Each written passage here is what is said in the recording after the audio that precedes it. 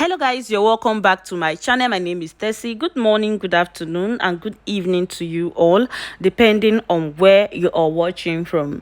Hope you all are doing well, and thank you so much for stopping by. So, Arise News reporters calls out all the former governors who are still collecting double salary.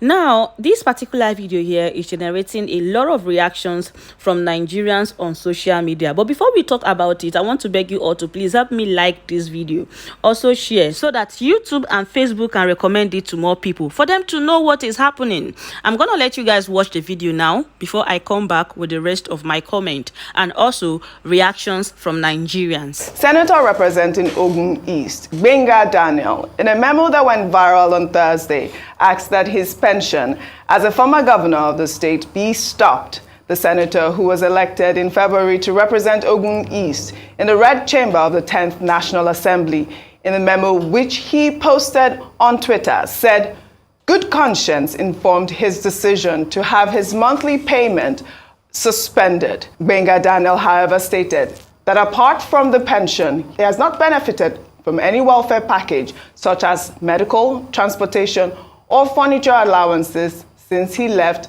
office in 2011. Let me take a tweet from IPC, who wrote, Senator Gbenga Daniel's decision to suspend his pension and allowances is a commendable one. Senator Daniel's decision is also a good example for other public officials to follow. We use this opportunity to ask you to propose a 50% reduction in the National Assembly budget. Nigeria is drowning in debt because of the high salaries of its public officials. The country cannot afford to continue to borrow to pay these salaries. A reduction in the National Assembly budget would free up resources that could be used to improve the lives of ordinary Nigerians. I have a list of governors that are still in the Senate, ex-governors that are still in the Senate, that are still benefiting from their pension. And, you know, it would be nice to see them follow this step. I know we have a GFX of those governors. One of them is, I'd like to call them out. Yes, we have Godswill Akpabio from Akwa Ibom. We also have Adamso Shomole from Edo State. We have Devu Mahi from Ebonyi State. We have Aminu Tamboa from Sokoto State. We also have Abubakar Sani Bello from Niger State. We have Ibrahim Dankwambo from Gombe State. Abdulaziz Yari, very top official, we should have him.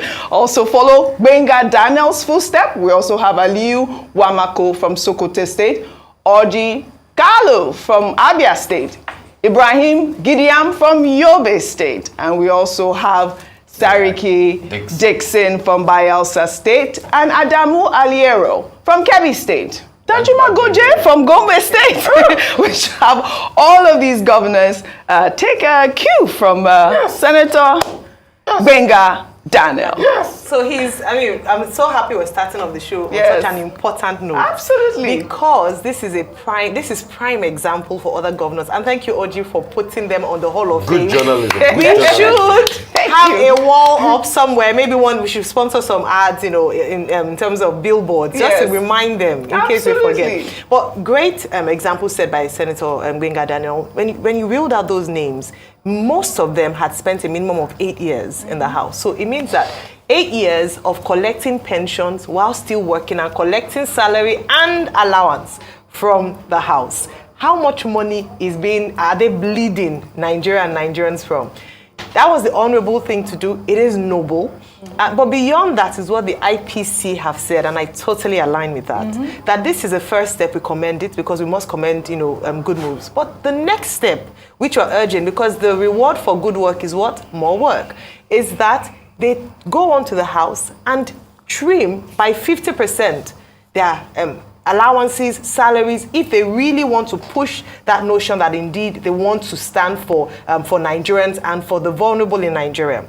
what we often say is that the president has called a number of times for us to make sacrifices, the austerity measures. This is a time when we're trying to fix our nation. We need to get our GDP up. We need to, get our debts, service our debts. So many things in terms of the economy, but it's not being reflected, leadership-wise. It's not being reflected in the House. We see our senators whose allowances are still shrouded like it's the state secret. But they often say, oh, we'll get the FOI, get our allowances. What we're asking for them to do is to take the higher road, be honorable. Can you propose a bill to slash salaries and allowances, even if it's a pay cut for a while? That would be what we praise from today onwards. But thank you very much, Senator Gbenga Daniel. We look forward to more announcements in the coming days. Yes, refreshing story. There's a historical background to this.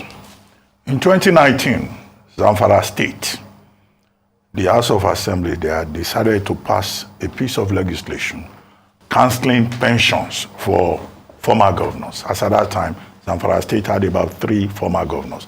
And it was gulping over 700 million per annum, or perhaps even more, to maintain governors. That same 2019, SERAP, the NGO, the Social and Economic Rights Accountability Project, decided to go to court to ask for an order of mandamus to compel the Attorney General, Malami SAN, who was Attorney General then, to take action against pension laws by interrogating the legality of state pensions laws, because those state pensions laws had created an avenue to continue to feed fat on the resources of states and the federal government of Nigeria at the expense of ordinary people. In states where they don't pay salaries for 5-6 months or a whole year, where pensioners are not paid, where money is being wasted, then you have a man, because he has been governor, he will be collecting money for life. In some of the laws, on state pensions laws, once you stop being governor, you are entitled to a house in Abuja, you are entitled to a house in any part of Nigeria of your choice. You are given cooks, you are given vehicles, you are given medicals, your vehicles are changed almost on a 6-monthly basis. So it became controversial. And at that time, SERAP was commended for taking that action. And when the matter went to court, Federal High Court, Abuja, presided over by Justice Oluremi Oguntoyinbo, Justice Oguntoyinbo ruled that nobody can be collecting double emoluments, because the specific focus now became those governors who were senators or who were ministers and were still pocketing money from both places out of greed, out of thinking that they've become parasites onto Nigeria, the Nigerian state, just because they served as a governor or they served as anything. So our point is that same old point. The rent collection regime that we have in Nigeria is unacceptable, is unsustainable, and there is a ruling of court that has not been challenged by any of the parasitic former governors, to say that the law must not take its course. What has happened instead is that quite a number of former governors had come forward. I recall Senator Bukola Saraki came forward and said he never collected any double emoluments.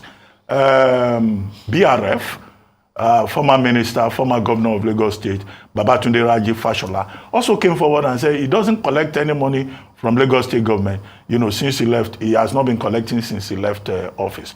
I think Dr. Kayode Fayemi also came forward to say when he was minister, he was not collecting anything from Ekiti State. So there are examples before Senator Daniel. What Senator Daniel has done now, reminds us of the right thing to do. So it is exemplary. And we hope that all those glutinous former governors and former senators who may still be collecting double emoluments will follow this good example and moderate their greed. And remember that when you are made governor or minister, the purpose is for you to serve. It's not for you to settle survival problems or challenges of your family from generation to generation. All right, I rest my case. All right, my people, and that is it for you all. This is nothing but the greediness and selfishness that we talk about every now and then. But kudos to the one that has taken the bold step, and we hope that others will follow suit. Let me take some comment for you guys. Someone here says, I think as governors should totally be banned from taking any political office after their tenure, particularly being in the Senate. That is where we have the big problem. We have been saying it all this while, but who will listen? Someone here also said, it is very unjust for the former governors in the Senate or House of Rep or in any arm of government to continue to receive all these pensions or benefit while the country is in brink of bankruptcy. I'm looking forward for all B to be introduced on the floor of the House to abolish this. All right, my people, and that is it for you all. Whoever does the right thing should be commended, and once again we are saying kudos to Senator Benga Dane, and like we said before, others should follow suit. And that is it for you all. I'm going to let you all share your thoughts with me on the comment section. And with all of that being said, I'm going to say thank you so much for watching. I really appreciate you. Your love and support upon this channel is not taken for granted. Let me know what you think, and I'll see you all in my next video. Bye-bye. Bye.